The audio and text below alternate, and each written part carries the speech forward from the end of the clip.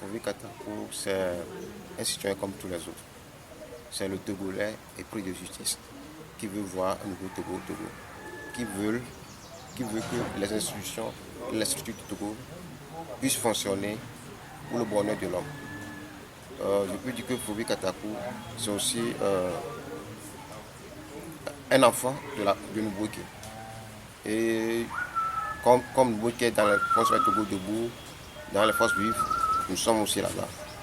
Et je peux dire Fauvi Katako, il a au moins un diplôme universitaire, la licence. Et actuellement, il fait ce debout dans l'élevage des lapins. En bref, Fauvi Katako symbolise un de ces jeunes qui veulent que le Togo aussi puisse créer un environnement, qui va permettre au développement du potentiel humain de chacun de nous. Je peux dire que c'est Fauvi Katako.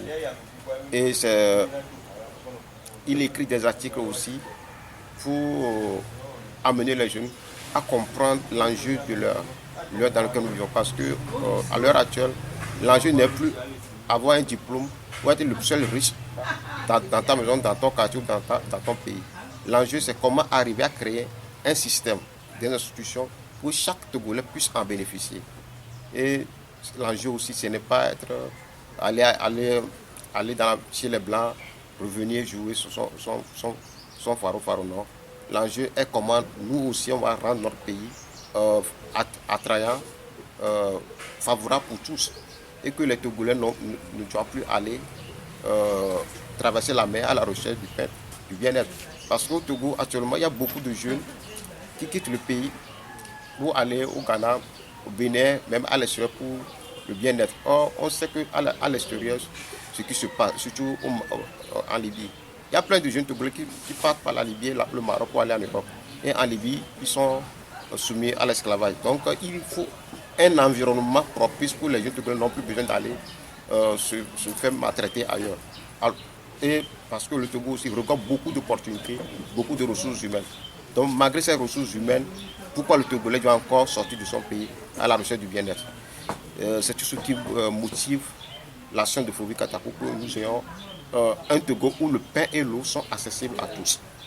Et aussi, je peux ajouter aussi, après plus de 50 ans de règne d'un système, c'est inadmissible qu'on n'avons pas des hôpitaux de qualité pour pouvoir fournir des soins appropriés à l'individu. Donc toutes ces choses-là nous imposent, nous obligent à pousser les gens à ouvrir leurs yeux pour l'engagement citoyen. Parce que si nous sommes arrivés à un moment donné que seul l'engagement citoyen peut sauver le Togo, je peux dire en quelque sorte c'est tout ce qui motive les actions de Fauvi Katako au Togo. La force, je peux dire que c'est ce désir immense qui m'anime de voir l'autre heureux. Parce que ce qui m'importe, c'est de voir l'autre heureux. C'est comment nous pouvons arriver à créer une solidarité entre nous.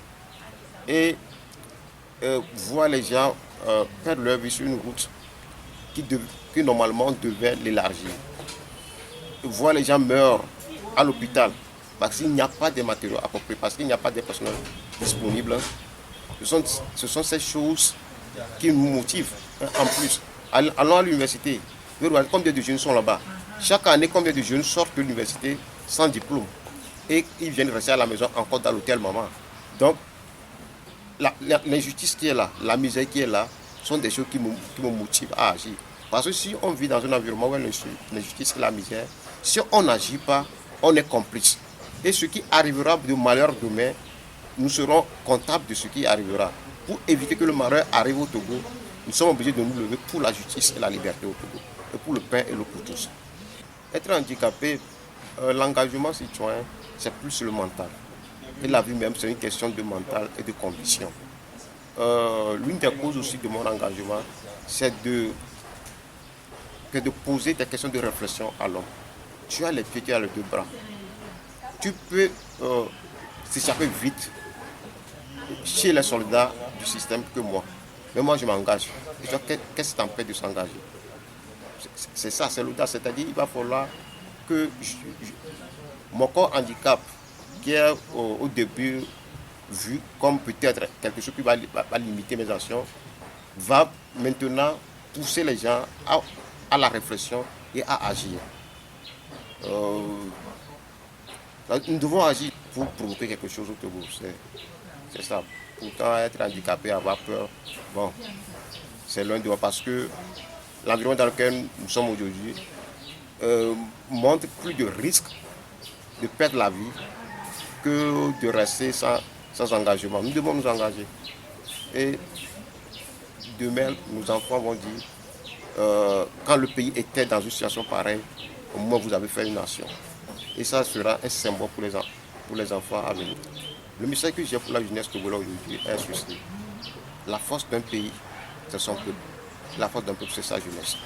Dans tous les pays où il y a eu victoire des forces démocratiques, ce sont les jeunes qui se sont mis debout.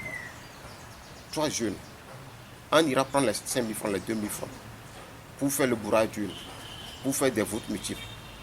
Est-ce que tu es sûr que quand tu tomberas malade, tu auras les mêmes privilèges que les enfants de Fogna Sébé, les enfants de Massina, les enfants de nos généraux, de nos ministres? Est-ce que tu es sûr que tes enfants, bien toi-même, tu auras assez de bonnes écoles au Togo? C'est la question que nous devons nous poser. Et il va falloir que les jeunes sortent de leur hypocrisie, de non-engagement, en se basant sur les fautes des leaders politiques. Les leaders politiques sont là. Est-ce que c'est eux qui nous empêchent de s'engager? Est-ce que c'est eux qui nous empêchent de lire et d'agir? Non, les leaders politiques sont là. Agissons. Et ayons un discours approprié pour voir que dans 15 ans, dans 30 ans, nous ne serons pas ce leader rêveux que le peuple a besoin. Donc faisons-nous ce qui est nécessaire, ce que nous voyons que les leaders ne le font pas. Nous, faisons-le. Aussi, il va falloir que nous, jeunes, nous évitons de ventiler les messages qui avantagent le système. Quand on est dans un système oppressif, tout ce que tu vas dire, vas faire, vas penser, qui sera dans l'avantage du système, il faut s'abstenir de le dire. Nous devons apprendre cette règle-là. Et nous devons savoir que seule la solidarité entre nous. On n'a pas besoin de rester ensemble au même moment, mais quand chacun dans son milieu, dans son endroit, c'est que l'objectif final, c'est une société démocratique au Togo. Il faut agir en ce sens-là. Nous n'avons pas besoin d'attendre un leader ni un parti politique avant de se lever pour faire ce que nous jugeons que c'est nécessaire.